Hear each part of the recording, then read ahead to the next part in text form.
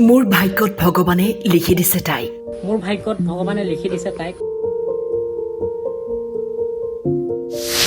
চিৰঞ্জীৱৰ প্ৰেম আৰম্ভ হৈছিল ছ'চিয়েল মিডিয়াত।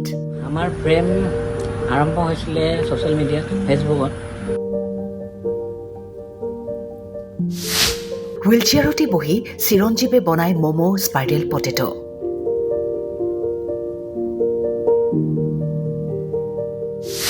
চিৰঞ্জীৱ আৰু নিশিতাৰ প্ৰেম কাহিনী।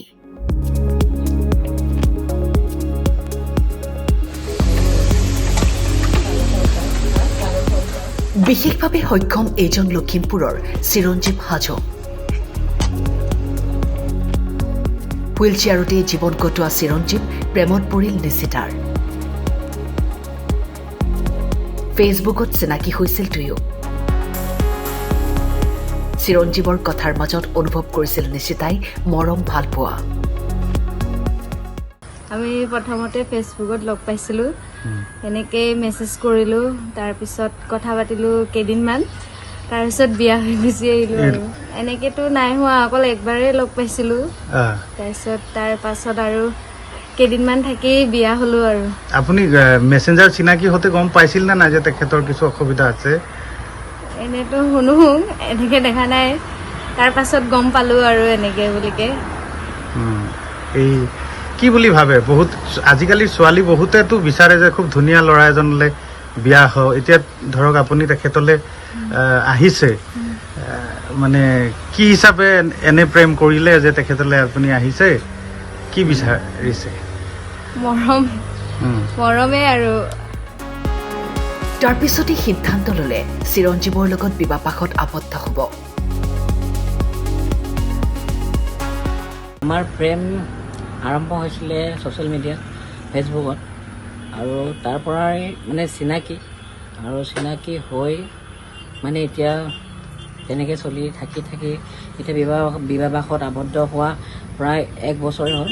আৰু এতিয়া আমি দুয়োৱে মিলি বাইপাছ ৰোডত এখন ফাষ্টফুড ৰেষ্টুৰেণ্ট খুলিছোঁ। এই প্ৰত্যেকেই কামবিলাক ভগাই লৈছোঁ।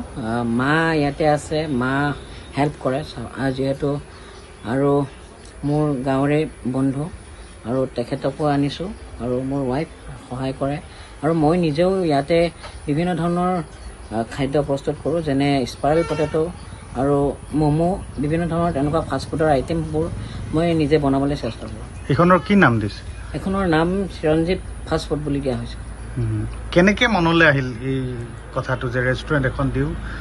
হয়, মানে কথাটো এনেকুৱা, যেতিয়া মানে ডাঙৰ হৈ আহিছোঁ তেতিয়া বুজিব পাৰিছোঁ, যিহেতু মই ফিজিকেলি হেণ্ডিকেপ, আৰু নিজে মানে আগতে ভাবিছিলোঁ যে কিবা এটা কৰিম, মা দেউতা থকালৈকেতো বিন্দাছ খাম, বিন্দাছ হৈ থাকিব পাৰিম। কিন্তু মা দেউতা যদি নাথাকে, মই কেনেধৰণে নিজৰ ভৰিত নিজে থিয় হ'ব পাৰিম? তো সেই ভাবি মানে অ'পেনিং কৰিলোঁ ৰেষ্টুৰেণ্টখন। আৰু এতিয়া বৰ্তমান তেনেকৈ চলি আছে। যিহেতু মা পাপা নাথাকিলে মই কেনেকৈ চলিম, কি কৰিম? জীৱনটো এতিয়াতো মোৰ অকল নিজৰে নহয়, তো যিহেতু মোৰ এতিয়া ৱাইফো আছে মোৰ লগত, তো তেখেতৰো কথা ভাবি, ময়ো নিজৰ কথা ভাবি আমি মানে আৰম্ভ কৰিলোঁ।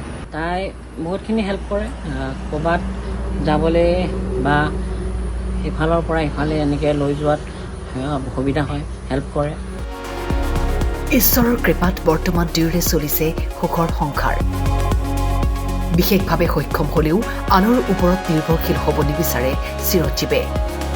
সেয়ে লখিমপুৰৰ চৰাইমৰীয়াৰ বাইপাছত দুয়োৱে আৰম্ভ কৰিলে এখন সৰু ৰেষ্টুৰেণ্ট। আৰু এনেকৈয়ে ইজনে সিজনৰ সাহস হৈ আগবাঢ়িছে নিশিতা আৰু চিৰঞ্জীৱ।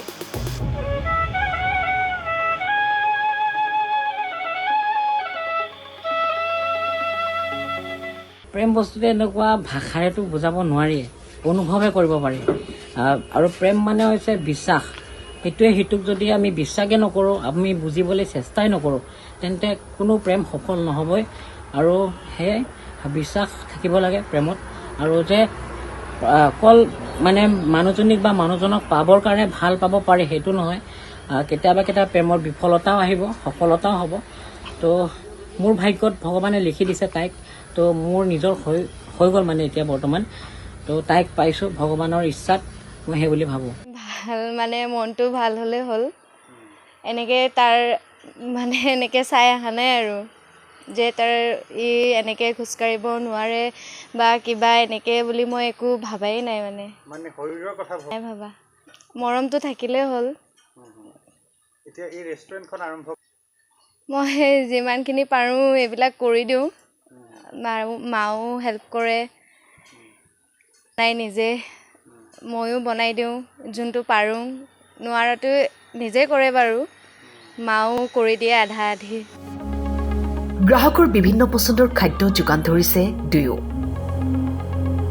আৰু তেওঁলোকৰ এই যাত্ৰাত সহায় সহযোগিতা আগবঢ়াইছে মাতৃয়ে